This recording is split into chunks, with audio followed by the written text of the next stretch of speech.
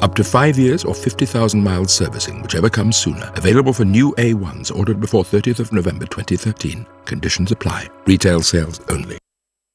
LBC 97.3. Call Clegg. Deputy Prime Minister Nick Clegg takes your calls with Nick Ferrari at breakfast. 0845 6060 973. Text 84850. Tweet at LBC 973. This is Call Clegg on London's biggest conversation. LBC 97.3.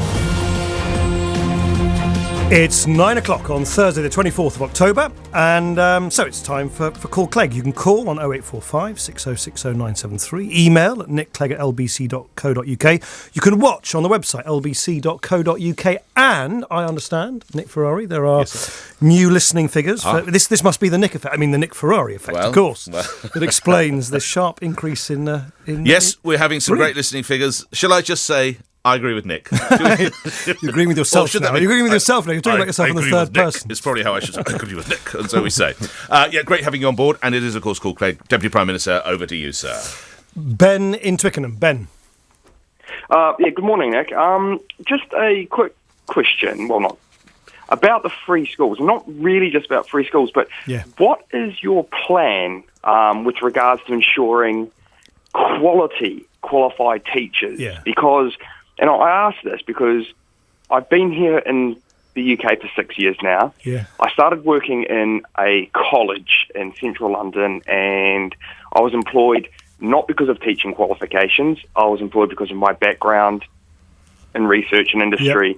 I was there for 5.5 years. I'm now working at an independent school in London. Again, not employed because I had teaching qualifications, employed because I was a good teacher of my background, what have you. And I say this because I've worked in these places and I see that qualified teachers that are very good and I see qualified teachers that are not so good. That's right. So what are you proposing that's going to be different to ensure that all teachers are not qualified, not just qualified, but of quality? Look, thanks for asking me this, Ben, because I feel really strongly about this, because I think it is a really good thing, and it's something I've been sort of promoting for years. Actually, before I went into politics, I even used to write sort of booklets about this, about the virtues of giving teachers and head teachers more freedom to run their schools. The days of the past. Well, you've only been here for a few years, Ben, but I'm not sure if you remember that under the previous Labour government, every single minute of a teacher's school day was micromanaged to the nth degree by ministers in Whitehall offices. And I'm really proud of the fact that what we've done in this government is actually set teachers and head teachers free. We've given, through the free school movement,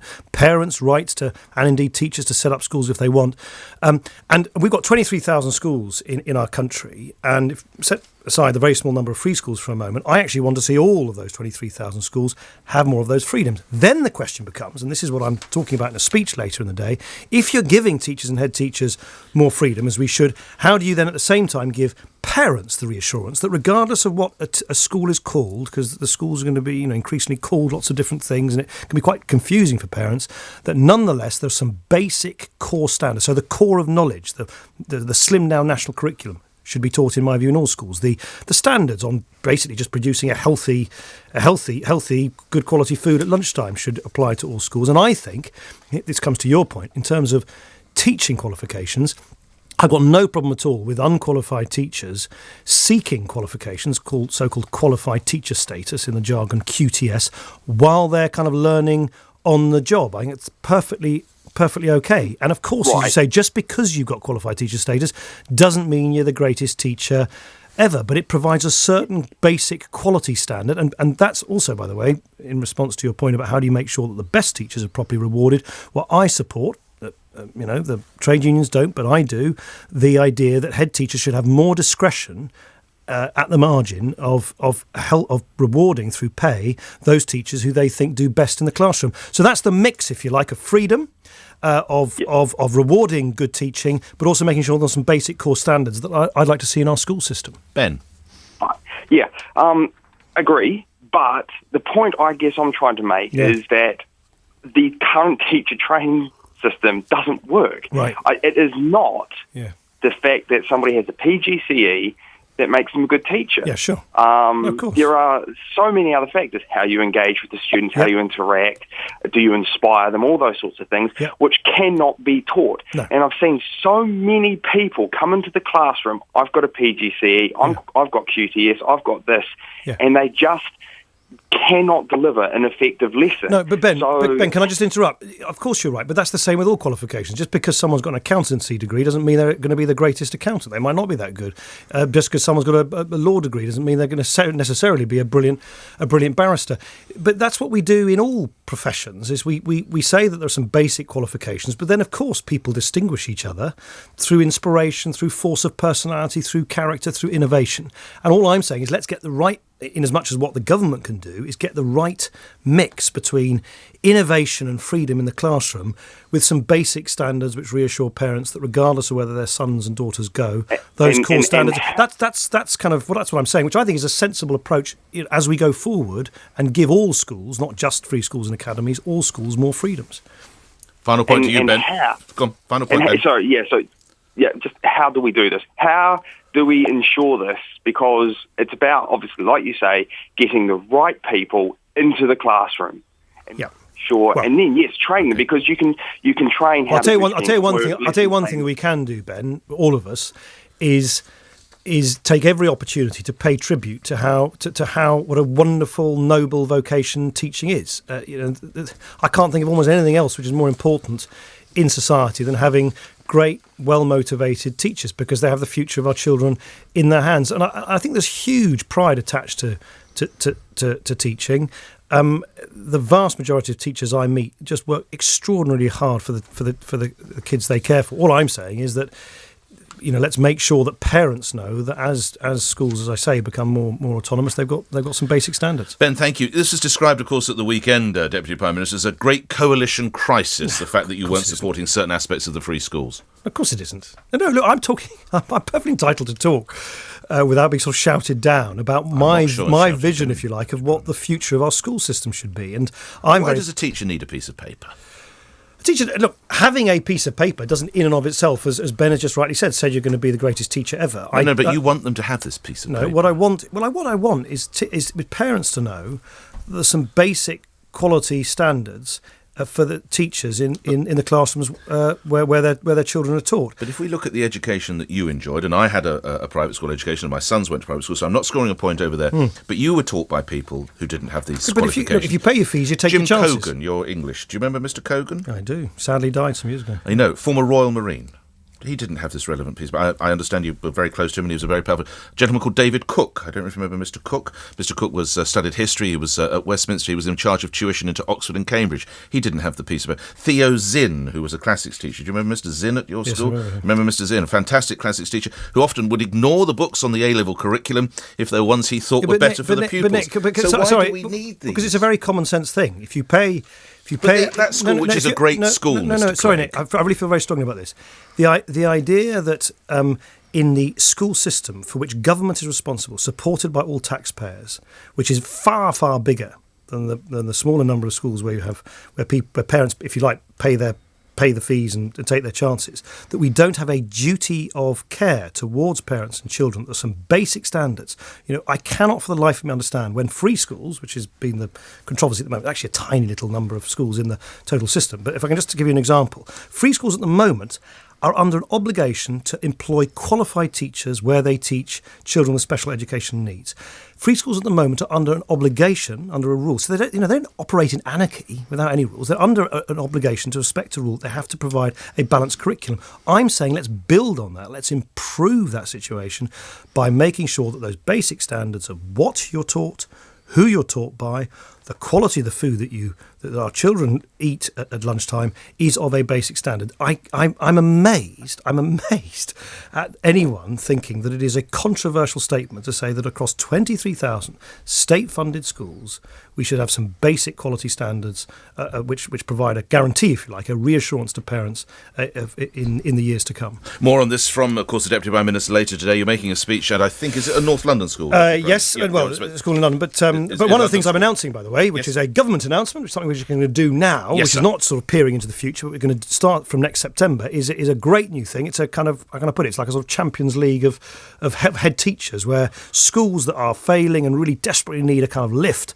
through inspired leadership, we will match them with inspired, outstanding head teachers or deputy heads, help those heads and deputy heads to relocate themselves and their families to those schools, so that they can give that motivational lead and help lift those schools. Who will decree who's in the Champions League? Is it league tables? Well, we're going to be the Department for Education will announce some of the details of exactly the sort of hoops you have to jump through. Right. And it'll start small next. If we can get 20 schools involved next September, that's a good start. But will it be pupils' attainment that decrees I'm a superhead, or how will I be deemed to be? Oh, there's lots of. I mean, there's Ofsted reports and so on. There's lots of different ways in which you judge. But one thing which is absolutely clear, and I sort of intuitively kind of sense this as a dad with 3 kids at school, is that leadership in schools is a very, very big factor in determining whether schools give a good education or not. Okay.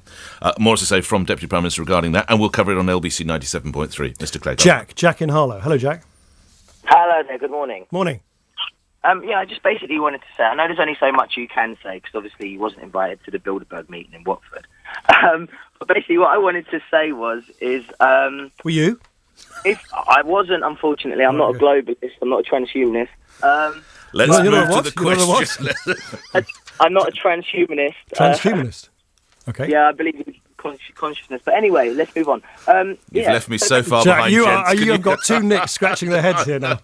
The cumulative powers of a lot of money of education, and we don't know what the hell you're on about. Bring it back to the question at hand, if you would, sir. Thank you. Yeah, okay, yeah. So basically, if we invest into nuclear power, which is on the cards at the moment, it's approximately 14 billion. If we invest into nuclear power, don't you think, in a strange way, we'll be inciting into terrorism? What with China being a communist country. Another point on that I'd like to point out is if we are to use nuclear power, and when it comes to disposing the waste of nuclear power, it's going to cost the taxpayer money to get rid of it, and then it's going to be dumped into the North Sea. No. Let's get the deputy. Okay, all right, hold on, Jack. Let's get Mr. Clegg. Just setting transhumanism aside for a minute. On nuclear, let's remember what we're saying is that the rules, safety, design, how the whole thing operates, are set by us. They're not set in Beijing or even in Paris. They're set by us, and that's what you've got to remember. Is even if the money and the companies involved are from other parts of the world, we do this in so many other industries, from banking to automobile manufacturing, you name it. We welcome people into this country to invest in our country, but we set the rules. That's the first thing. The second thing is it's just not right what you say that the taxpayer will foot the bill for the decommissioning costs. Because funny enough, actually, on that, Jack, I've always been sceptical, but it's funny enough, not about the kind of the security aspects of civil nuclear power. I've always been worried about the costs that they end up actually on the shoulders of hard-pressed taxpayers, and that's why I've been so keen to ensure, and I think Ed Davies done a brilliant job in this, to make sure that in this negotiation for the construction of Hinkley Point in Somerset, that it's not the taxpayer who foots the bill. It is the contractors, EDF with their Chinese investors, who foot the bill, including for the decommissioning costs. How much is the strike price making us a hostage to fortune, Deputy Prime Minister? Well, I mean, you have the strike price, for those who aren't aware, is basically the sort of price that you say that we will pay EDF to, exactly. If well prices go below, if well prices go below that, we in a sense make up the difference. Yeah. If it goes above that, they've got to pay us back. Is a way of putting that. Look. It's a very difficult science because you're having to peer long-term in the future, but it is based on the very, very best possible knowledge we have about what we think, for instance, is the likely increase in gas prices in the decades ahead. And actually, the so-called strike prices, I think, has come in quite a lot lower than many people expected. Okay. Just before we go to the next call, I have to reflect the views of some of my listeners, Deputy Prime Minister, in that the events yesterday during Prime Minister's questions. And many of the political leaders say that we need informed debate and grown-up debate, and yet a little of what went on yesterday has to be described almost as stuff of the playground. He put bills up. He's trying to con the public. We'll deliver for hard-working people. Mr. Speaker, John Major said what we all know. We have a Prime Minister who stands up for the energy companies, not hard-pressed families. Many people face a choice this winter between heating and eating. Now, with all the shouting... I didn't. I had to sit there. You know, How do you feel? Well, look, as it happens, on the exchange yesterday, I started to just not accept either of the two propositions that appeared to be putting forward. So Ed Miliband's got this great con where he basically is trying to... He's just... Be careful, I don't think we say con man. Well, I can say it here, can't I? Yeah, you can. I'm not here. You're not yeah. John Burke, are you? You're the speaker. Look, it is a con. Is it a con? Of course it's a con. If you try and fix prices in the way that Ed Miliband... He must know this. I'm assuming he must know this. Prices will go up. Jobs will go down, investment will go down. It's an economically illiterate con. It's a 24-carat con. On the other hand, you appear to have this view that somehow it's all the fault of our attempt to look after the environment, which equally just is not the case. So is that a con as well? Well, look, the so-called green levies make up less than 10% of our bills, right? Now, there's lots and lots of sort of bits and pieces to this, but I'll give you one example, okay? One of these so-called levies is called the Warm Homes Discount. It represents about 1% of the energy bills that you and I pay. That money goes towards giving this winter a cheque for £135 to 2 million households on the lowest incomes in this country, right? So when people say, oh, well, we should stop bothering about the environment, you know, what you'd be doing if you just scrap it, if you just sort of roll it back overnight, is you'd be hitting the vulnerable hardest. And what I'm saying is, yes, of course, and this is what the Prime Minister and I will do in the coming weeks, look at all these policies to make sure that they're value for money. If we can bring them down but deliver the same objectives, let's do that. We can also, for instance, look at simply paying that £135 to those 2 million lowest incomes simply from the government, you know, from government revenue instead of from the bills. It has to be paid for in one way or another. So there are, of course, options which we will look at and we will come up with some answers. The green tax could be brought down a bit, Mr. Clegg. Of course. Look, £50? If we can bring the bills down in any way, but still do the following: keep the lights on, help them, the most vulnerable and the poorest with their fuel bills, insulate people's homes so that their bills go down over time, and support our green economy and the thousands of jobs in our green economy. If we can do all of that for less, of course, I'm up for that, totally up for that. But the implication that all you need to do is overnight just turn your back on the 2 million poorest people in this country. Overnight, turn your back on the thousands of people employed in the green, renewable energy sector. Overnight, say to the future generations, well, we don't care about the kind of environment you inhabit. That's not an answer. That's an irresponsible approach to this quite complex issue. So it's not a coalition crisis, part two? No, listen, we have... And you're happy to look at the idea of these taxes being cut by £50, seems to be a figure that's bouncing around. As I say...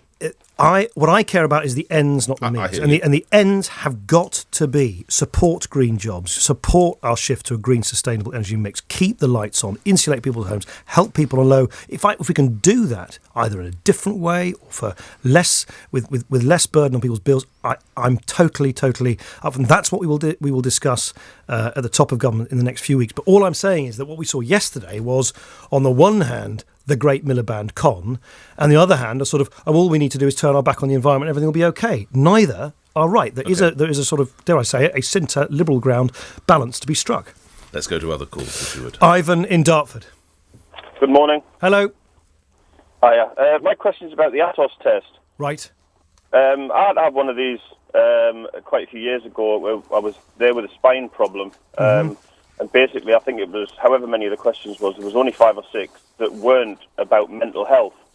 I'd like to know why it's just one generic test for everyone, and why is it not aimed at, you know, the problems that each individual has? I mean, I know every test can't be person-specific, but if you're going there with a back problem, surely the question should be more about your back, not about mental health. No, well, I totally accept, Ivan, there's no point asking people lots of questions about conditions which they don't have. And as you know, we've been revising and improving and changing these tests for eligibility to disability benefits on an ongoing basis. And the people who administer these tests have been employing assessors who themselves have disabilities of themselves, so that you're talking to people who have got real, you know, personal experience. Now, there's been a lot of controversy around this. I frankly don't think it's not a state secret to say that I don't think Atos have covered themselves in glory, and we will continually look at trying to improve this. But you do need some basic questions, I think, asked of everybody, and then, as you suggest, Ivan, there needs to be discretion for the assessors to make decisions based on their judgment of the individual. Quick response from you, Ivan. Yeah, and that does sound like a good idea in practice, but I mean, it was a few years ago when I had mine. Yeah. But like I said, there was only 5 or 6 questions that really related to, they even half related as to why I was there. Some of them were, can you spend time in a room with people without feeling anxious? Yeah. And there was a lot of questions that were worded differently, but pretty much meant the same thing. Yeah. Yeah, which I think really is just a waste of time. Ivan, when did you go through the test? It was quite a while ago. It's probably about 4 or 5 years ago. But from what I've heard on the news and stuff, it doesn't sound like a lot's changed. Well, I think that's not fair, Ivan. I think quite a lot has actually changed. But and as I say, we've been very open about where we feel Atos have not been working well, and we have actually made a number of changes to the tests and the questions that are asked, and we've certainly put an emphasis on making sure that the assessors themselves have got, where possible, kind of personal experience of the conditions they're having to assess. Thanks for that call. On we go, Mr. Clegg. Patrick in Colston. Good morning, Morning, Patrick. Prime Minister. Hiya. And again, I applaud your stance on talking to the British public. Thank you. I wanted to talk to you about this commission that was brought about to investigate whether parliamentarians should have a pay rise or not. Right. I feel that it's a complete and utter travesty to the British people for that even to be a consideration, considering the failures of the last administration, considering the lack of popularity of this administration, considering that key workers, the people that help run this country, the police, nurses, teachers, there has been no commission there's been no money spent to look into whether these people are being remunerated properly. I understand that the majority of the current ruling parties have all said we're not interested in this pay rise, but the fact that it was commissioned in the first place irks me. It probably cost money that we don't have to spend. Why don't we put commissions into finding out if there are ways that we can lessen the burden on the taxpayer? All right. This is the idea that perhaps MPs would get an 11% pay rise to a little over £70,000 in return for not having free tea and biscuits. Yeah, look, Patrick, I've got a lot of sympathy with what you said. I think before on this show I've said that MPs are representatives of their constituents, and many of our constituents who work in the public sector have seen their pay frozen or increased only by 1%. We are public servants. We are paid by taxpayers. We're there to serve the public interest. And my views are well known on this. The key thing, Patrick, is to remember that kind of regardless of what I say or whatever committee of MPs say, we've turned a page on the bad old days where MPs always set their own pay and rations, and after the expenses scandal, that's been taken out of the hands of politicians. The controversy now actually has been about some of the proposals floated by that independent body. But how can I put this? I think it's really important that it's not. The politicians can't be judge and jury of what pay and what sort of expenses they get. So I'm not going to now say, well, because the body that's come forward with independent proposals comes up with something that I don't necessarily agree with, somehow we should scrap the whole system. I do think continuing to support the principle of setting these things independently of politicians, so it's not in if you like, the grubby mitts of people like me, I think is a principle which I will continue to defend. All right. Can I just do some questions from the text, tweets and emails? This from Julian in Bow. I really like your red tie. I've just seen it on the LBC website. It's pink. Where can I get a similar one? What does the colour say about you, asks Julian. I don't know, is it red? It's not it's M&S. M&S, made in China. It's kind of pink, really. Dark pink. So it's Marks and Spencer's anyway. M&S, go to the M&S. We've solved that one. Yeah, there you go. Very good.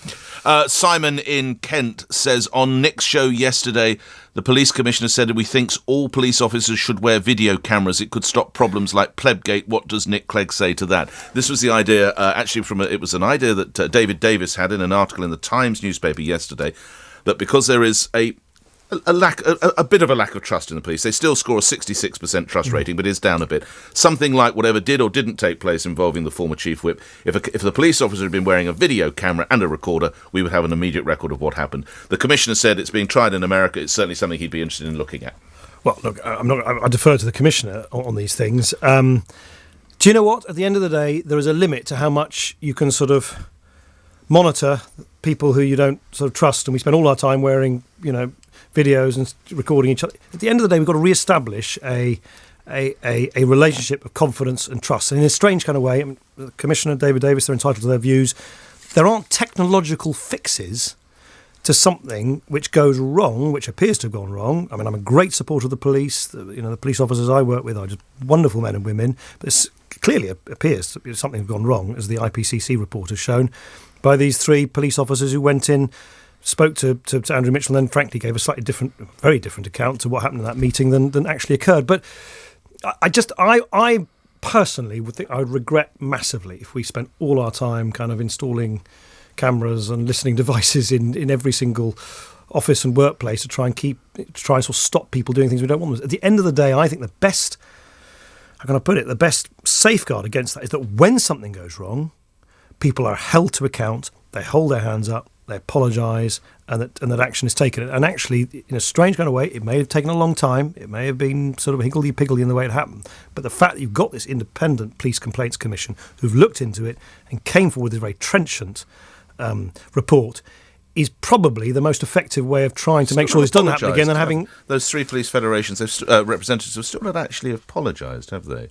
The ones who appeared before the panel of MPs, for Keith. But their bosses have apologised. Yes, their bosses. But the 3 men themselves still say they don't see they've done anything wrong. Look, I believe what the IPCC report. That's what the IPCC report is there to say. And as I've always said, I think Andrew Mitchell is owed an apology. All right, back to the calls, if you would, Mr. Clegg.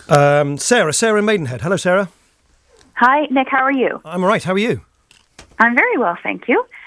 Nick, in regards to health tourism and it's costing the taxpayer £500 million plus, just to propose to you, we in Canada introduced photo ID health cards back in probably the 80s or 90s, and patients were asked to present their card before they received their treatment. And if they didn't have a health card, then there was a menu of pricing options provided. So do you feel that this could be a plausible alternative to save a huge amount of money and to help people who feel that we're being ripped off by people coming here for health tourism? Sarah, in a word, no. I don't think. Actually, it slightly relates to what we were just talking about earlier. I'm not in favour of overturning a long British tradition that people don't have to walk around with an ID card. They don't have to constantly explain to people who they are. It's very deep in our national psyche. It's something I've always sought to defend. It's a great old-fashioned liberal idea that we don't need to constantly be checked up on.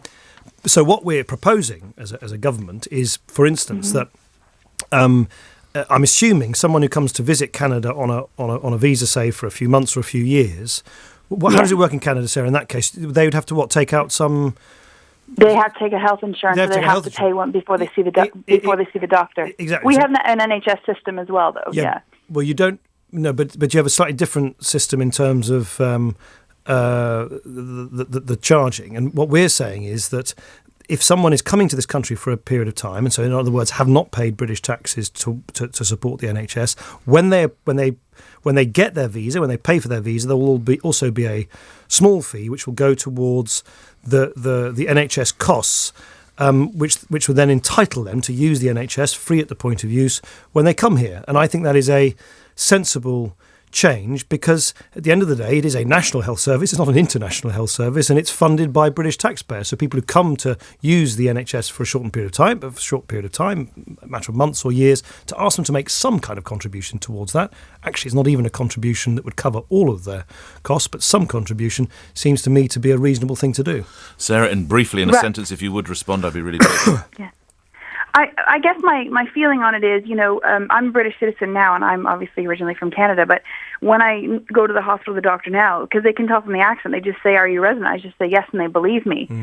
And I think the concern there is that, that's wonderful. They believe me because it's true, and I am telling the truth. It's open to abuse. Well, the interesting thing is, Sarah, and I think this is often forgotten actually in some of the controversy around this, is that we have rules in place about about asking people to chip in, not towards things like accident and emergency and other things, which of course should be free. You shouldn't be asking someone when they're being rushed into an A&E ward lots of questions about where they come from. But for other, if I can put it, slightly sort of slower time treatments, there are actually rules in place about asking people to make a contribution towards those costs if they haven't made a contribution through their taxes. It's just that a lot of those rules aren't being enforced. I was heard the other day that north of the border in Scotland, actually, they're much stricter in enforcing those rules than is the case south of the border. Maybe we should sort of compare notes. Sarah, thank you. If we're quick, we can get one more call in, if you would, Mr. Neelam in Chigwell. Hi there. Good morning. Hello. Hi there, Nick. It's Neelam here. Hi. Hiya. How are you? Very well. Okay, so something I really wanted to bring to your attention is something that I'm really passionate about, and not because being an ethnic minority myself, something I really fear as well is there's been a recent, a huge risk in sort of acid attacks on women in the UK. But also, this isn't India and Pakistan I'm comparing it to, but it's our healthcare professionals here who specialise so much in terms of, surgery, and it's those doctors who are going to treat these people, who've been, who've had attacks like these. But I just want to understand from you, why do you feel that there is such a huge rise now compared to sort of 5 or 6 years ago? And this is acid attacks. Neelam, it's Nick Ferrari speaking now. This is acid attacks, on women? You say ethnic minority women, Neelam, just briefly, do you? Yeah, I think not even ethnic minority. I think that we've had the recent, attack on 2 British ladies who I think went to somewhere in Europe and were just separate. I don't have a lot of data on this. I don't know how the deputy... I sense this might be something to which you might return next week. Mr. Clegg. Listen, these acid attacks are horrific. I've seen some of the pictures of what happens to a woman's face, or anybody's face, where you have acid thrown at you. I'm very alarmed to hear, Neelam, that you say there's been a very sharp increase. I wasn't, frankly, aware that there had been such an increase, and if I can, as Nick suggests, I look into it and maybe get back to you, because... What we can't do here, Neelam, we've got to do something like this justice, and crashing it into 30 seconds before the Deputy Prime Minister leaves is wrong on so many different levels. I'd ask you to speak to one of my colleagues. We'll let the Deputy Prime Minister's staff have sight of that. We will address this next week. Lastly, before I let you go, one question from me, and I've been very, very good this week. You have to accept that. Yeah, you have, actually. I have been extraordinary, because I've been saving it up for the end. Why are you and Lord Sugar fighting? Now, last month, he hit out at you for suggesting he should be stripped of his bus pass. My mate, Lord Sugar. Your mate, Alan. Big Al. He's tweeted the following, and I'm sorry to read this because you and I do get on. Yes. If only you weren't a Lib Dem, but there we are. Why doesn't Cameron silence this idiot Clegg? How many more gaffes can he spout off on TV? Makes the coalition look like a joke, which he followed up last year with Clegg as an embarrassment to coalition for his gaffes. I don't want a free bus pass. I pay for my TV licence. I'm 66, not 75, Mr. Clegg. I just think he's slightly sort of thin-skinned. He drives around in this sort of great big Bentley on primetime television. He wafts around the House of Lords in Ermine, and then he seems to be very offended when I point out that he's got a bob or two, and I don't see why someone like him should be entitled to a winter fuel payment. But no doubt, having said that, I will get another torrent of classic Sugar tweet abuse this morning. But anyway, that's the way I see things. That's what lies at the heart of the row. There we are. I saved perhaps the best till last. Nick Clegg, thank you very much. Thank you. We are done. You're listening to LBC 97.3. Remember, catch all coverage of the Deputy Prime Minister's speech at that London school regarding education here on LBC 97.3, when news is next.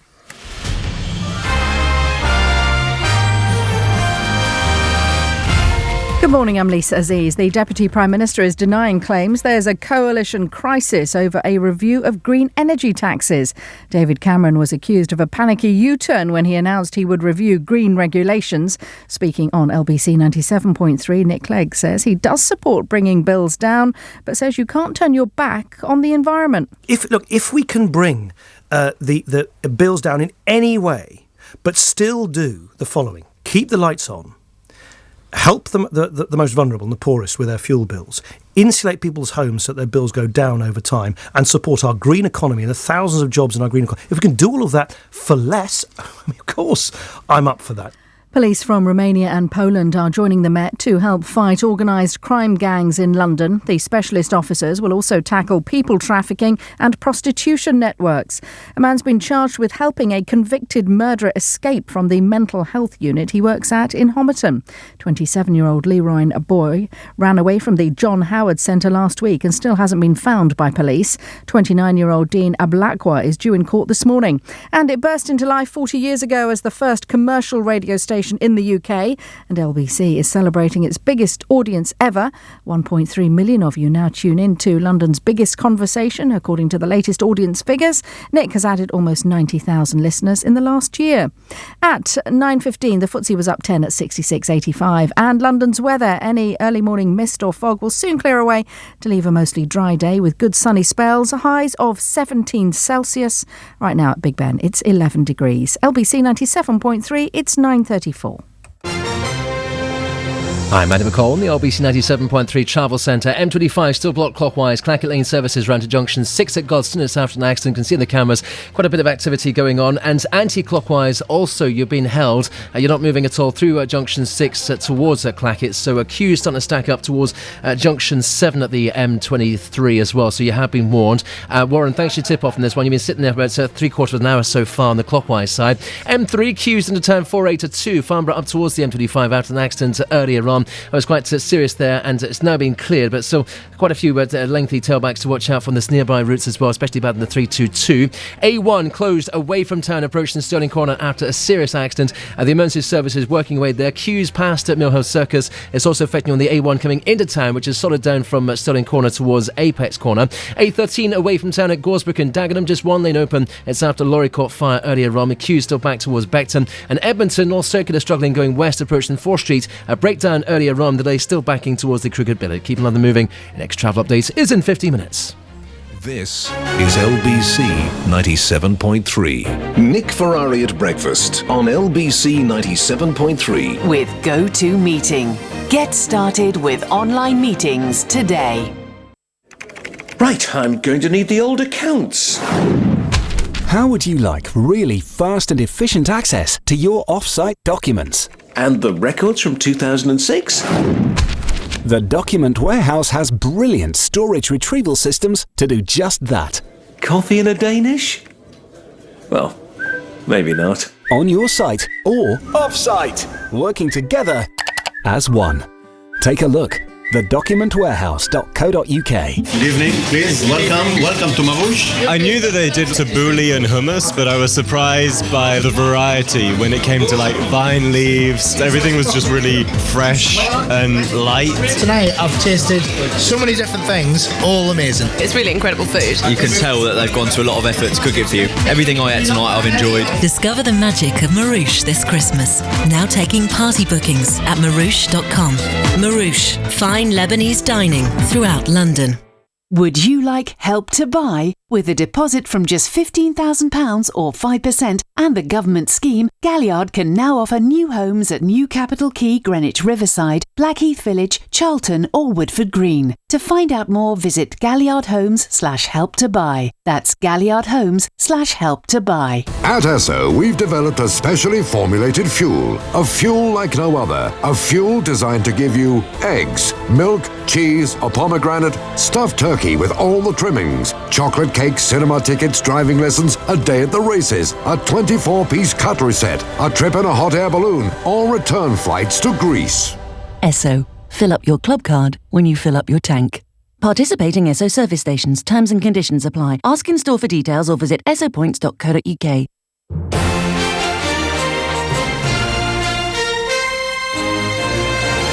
LBC 97.3. Call 0845 6060 973. Text 84850. Tweet at LBC 973. This is London's biggest